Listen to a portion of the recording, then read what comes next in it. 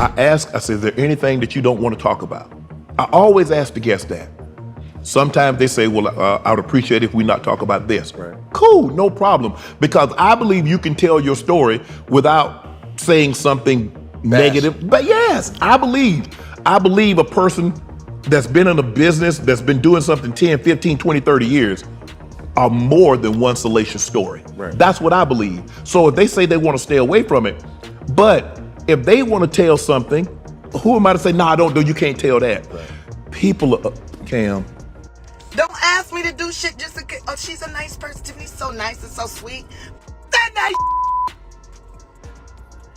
That nice. I'm tired of being nice to you, raggedy and y'all lazy. Just tired of people playing with me. Don't nobody want to work for free. I don't even ask people to work for free. Is that for some reason people come to me and I don't look at them with judgy eyes. I have no predetermined notion or preconceived notion, and they open up to me. That's what they're upset about. Because if you look at a lot of these people that's been on other podcasts. I got labeled as difficult because I said one word, and that was no. Now I said no to some very powerful people. What Tyler Perry showed me, Lee Daniels, Oprah Winfrey, and Lionsgate. When you don't do what we ask you to do, we'll take your livelihood. I didn't know it was gonna cause this kind of ripple. I didn't think it was gonna move me in the direction. I'm glad it did. I understand what comes along with that. But if you remember, don't do sit downs. You see what I'm saying? Kim, I've been trying to line Cat up for a year. I tried to line him up for a year. People don't know this, but Cat doesn't like to fly. I'm getting off the elevator. As I'm getting off the elevator, a lady's getting on. Right. She said, hello. I said, hey, how you doing? I'm Shannon Sharpe. She tells me her name. She's like, I've never seen you here before. I said, yeah, my attorney's here, Marvin. She said, oh, I love Marvin. I love Allison, who's his daughter. She said, oh, I said, I've never seen you here. I said, I've been coming here 3-4 years. I've never seen you. She said, oh man, I'm sorry. I'm just not meeting you. She said, today is my last day. I said, what? She said, yeah, today is my last day. I said, you got a new job? She said, I'm leaving to be Cat Williams' tour manager. Wow. I said, I've been trying to get Cat for a year. That was a Friday. The next Friday, Cat sitting in that chair. Look at God. They all coming. No, they ain't. Are you kidding? Nah. Hey, I promise good thing you. I done got all the rest of them. I done got the ones. I promise you, everybody trying to double back. You're gonna be having to beat them off with a stick. You won't let him. They're coming. Much as.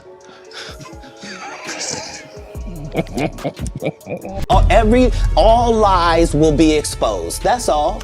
And anyone who takes that the wrong way, know why they take it the wrong way. I said, I'm a conversationalist. But what people are upset about is that for some reason people come to me and I don't look at them with judgy eyes. I have no predetermined notion or preconceived notions, and they open up to me. Right. That's what they're upset about. Because if you look at a lot of these people that's been on other podcasts, they don't do the views that they do when they come on Club Shay. But Kim, I didn't know it was gonna cause this kind of ripple. I didn't think it was gonna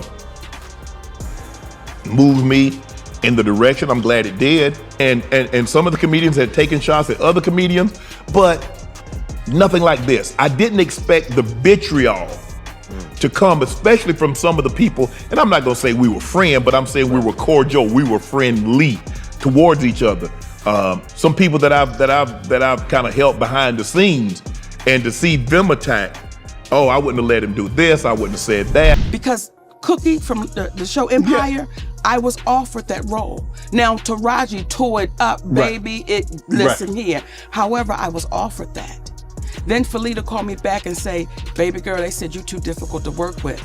But you hear on the audio that a man told David Talbert I was difficult to work with. Do you see how that cost my family? Yes. And with no accountability. At the end of the day, Kevin doesn't have to worry about what people are going to say about him wearing a dress because of the long line of dress wearing people before him. So now we had Big Mama's house 1, 2, and 3. Yeah. I've never seen Medea in a pantsuit. I think she wears dresses. So now I'm saying, why are we picking on poor little Kevin Hart? Because it was his turn next. Heard about it, but when Cat came on and did what he did, now you had no choice. Advertisers, sponsors had to take Club Shay Shay serious. Right. People that did, he just this, he's a dumb jock, he talked with a lisp. Well, that dumb jock that talked with a lisp has the #1 podcast on YouTube. Not sports podcast, Cam. #1. Told you that he stopped doing stand-up because he had 7 TV shows. The only problem is when he stopped stand-up, he didn't have those 7 TV shows. He stopped stand-up because he got in a comedy battle called the Championship of Stand-Up Comedy with one Cat Williams in Detroit in front of 10,000 people and lost because Cat Williams said he was actually bald and that was a wig. And I went in and that's why he couldn't do stand-up anymore. 4 times. Just to protect my integrity and that virgin hole I was telling you about. Right. Because P. Diddy be wanting to party. And you gotta tell him no. You got to tell him no. I did. I did. See, I got the receipts for everything I'm telling you. That's why I can say them so freely. Can I need to know? You hear? Only for Tyler Perry to admit I was wrong, and when my movie Boo come out. Because you didn't have to accept this. You could have just said, no, I'm not going to do it. You have been the king of comedy as long as we've had one. Matter of fact, the whole phrase, king of comedy, can be attributed to you.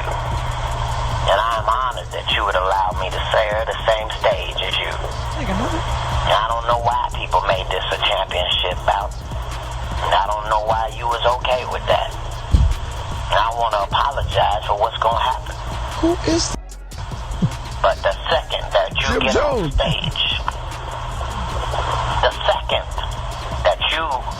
stage, I need you to understand that that's your final time as the king of comedy. Years in Hollywood, no one in Hollywood has a memory of going to a sold-out Kevin Hart show, there being a line for him ever getting a standing ovation at any comedy club. He already had his deals when he got here. Have we heard of a comedian that came to LA and in his first year in LA, he had his own sitcom on network television and had his own movie called Soul Plane that he was leading? No, we've never heard of that before that person or since that person.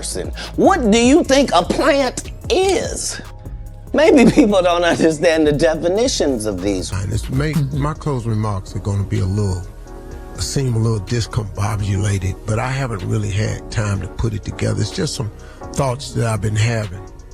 I want to address what's being labeled as comedy beefs. Y'all, comedy was never designed to be this. Comedy is a great art form. It's always been for the best stand-ups to come into people's lives, homes, theaters, and provide just as hard a laughs as we possibly could. As a stand-up, that has always been my only goal. This thing that's going around now about comedy beefs, it's only coming really from a few people.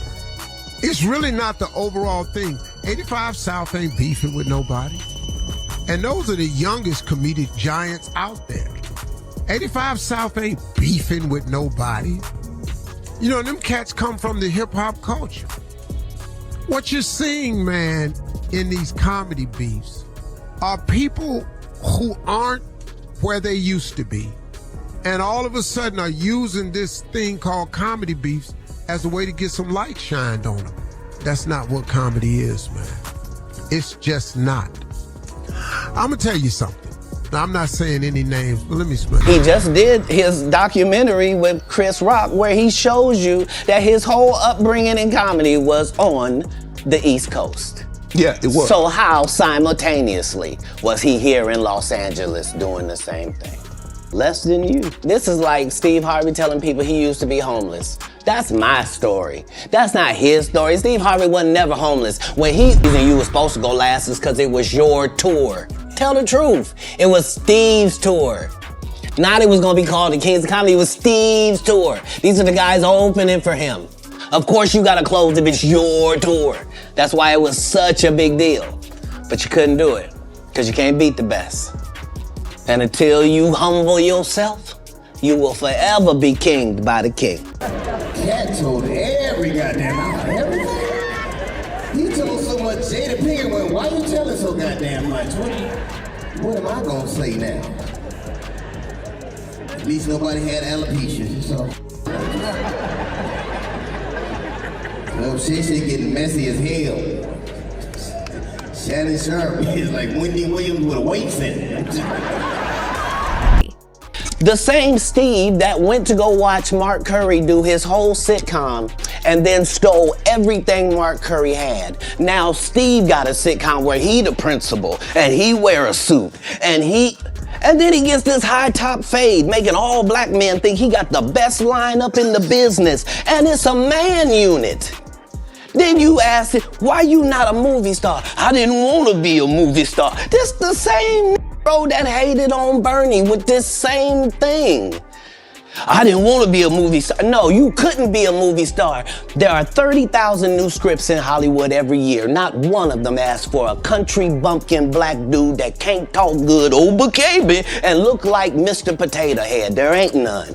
You would have to have a range. Man, I ain't gonna be able to get nobody back. I ain't gonna be able to get no more comedians. They all coming. No, they ain't. Are you kidding? Nah. Hey, I promise you. you. I done got all the rest of them. I done got the ones. I promise you, everybody trying to double back. You're gonna be having to beat them off with a stick. You gonna let him? They're coming. Much as us are against the Illuminati, and we are against the Illuminati at our own detriment. When people are against the Illuminati, then they get punched in the face all the time. The press hates them, and nobody likes them. Shannon Sharpe's podcast, Club Shay Shay, has rapidly ascended to prominence as a formidable platform for celebrity interviews, captivating audiences with its candid and often controversial discussions. Launched in 2020, the podcast leverages Shannon's stature as a retired NFL star and Pro Football Hall of Fame inductee, coupled with his insightful commentary background to delve deep into the lives and controversies of entertainment's most influential figures. Since its inception, Club Shay Shay has not shied away from tackling sensitive topics and exposing hidden truths within the entertainment industry. However, its breakthrough came with Shannon's landmark interview featuring Cat Williams, which garnered over 70 million views. This interview became a watershed moment, unraveling startling revelations about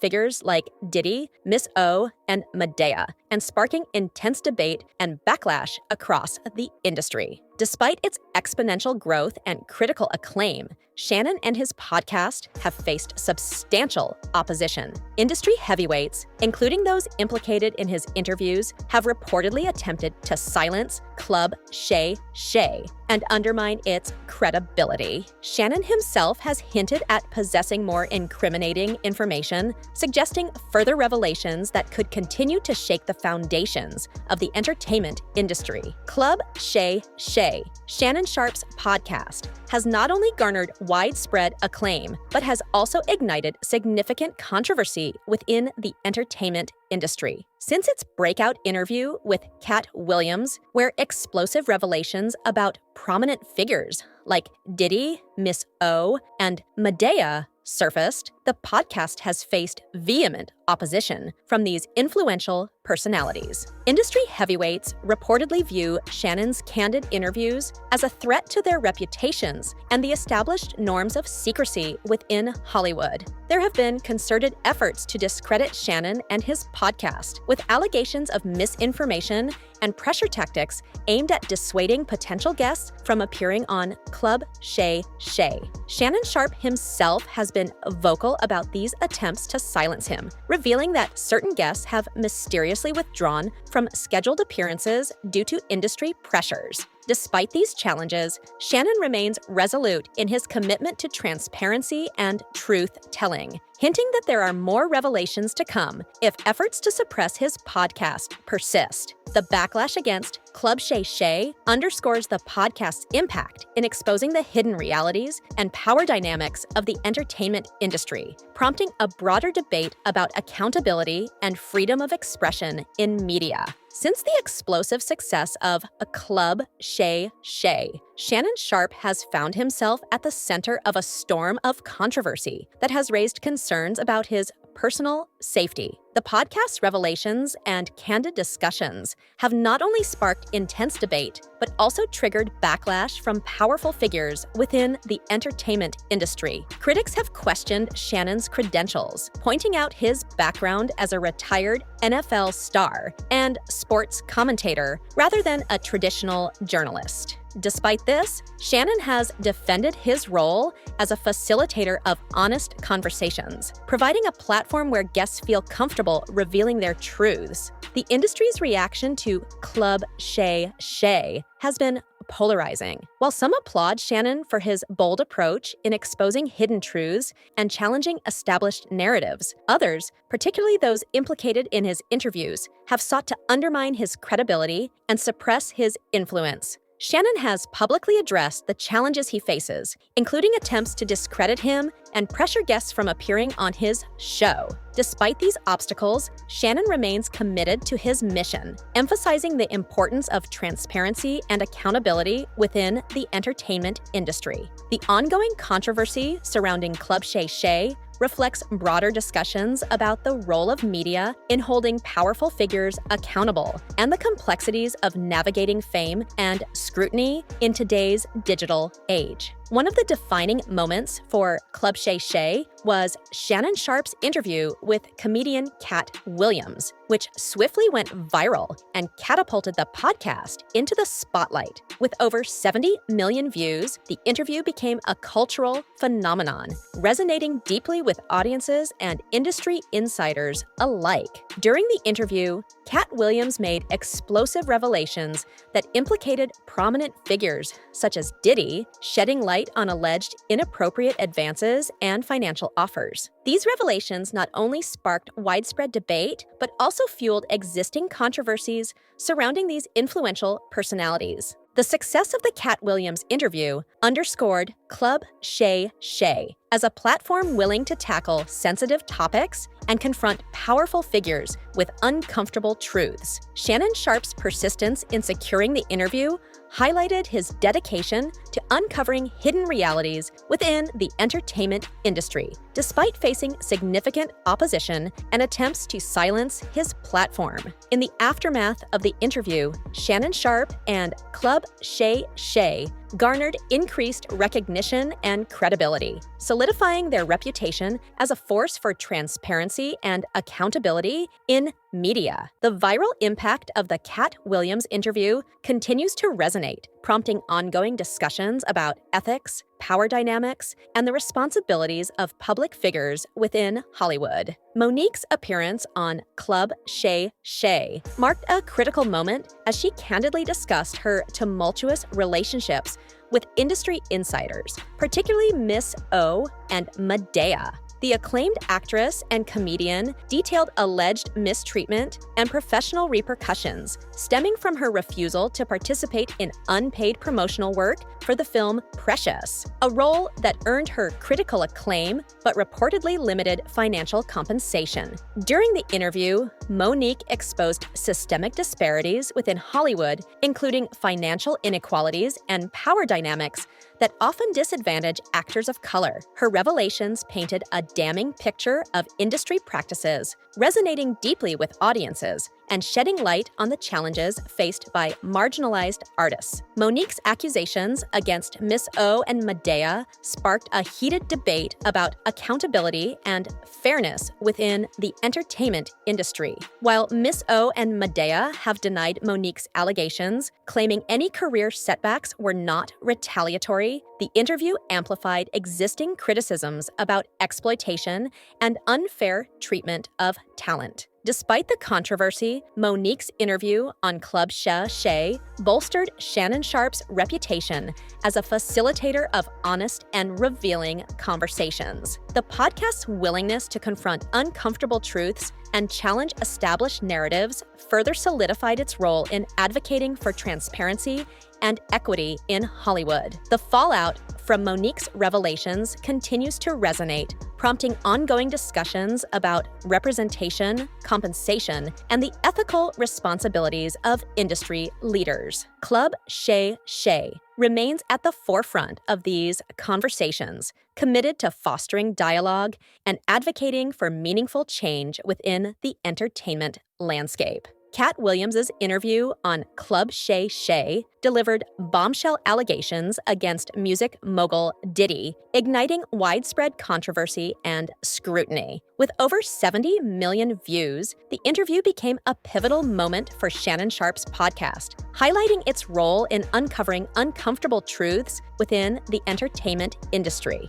During the interview, Cat Williams revealed shocking details about Diddy's alleged persistent and inappropriate advances over the years. Williams claimed that Diddy went as far as offering him a staggering $50 million to engage in intimate relations, marking a stunning revelation that reverberated across media platforms. The fallout from Cat Williams' allegations against Diddy continues to resonate, prompting broader discussions about ethics, power dynamics, and the responsibilities of celebrities within the entertainment industry. Club Shay Shay remains a pivotal player in these conversations, committed to shedding light on the complexities and controversies that shape Hollywood. Monique's revelations on Club Shay Shay included allegations against Tyler Perry, known as Medea, as being a gay, and regarding her professional treatment and career setbacks. Monique accused Medea and Miss O of retaliating against her after she refused unpaid promotional work for the film Precious, a decision that she claimed led to her being blackballed in the industry. Medea has vehemently denied Monique's allegations, asserting that any professional setbacks she faced were a result of her own decisions and actions. He has maintained his innocence, claiming that Monique's accusations are unfounded and a misrepresentation of their interactions. Monique's accusations against Medea and Miss O have fueled ongoing debates about power dynamics, fairness, and transparency within Hollywood. The interview on Club Shay Shay provided a platform for Monique to voice her grievances and shed light on the challenges faced by actors of color in the industry,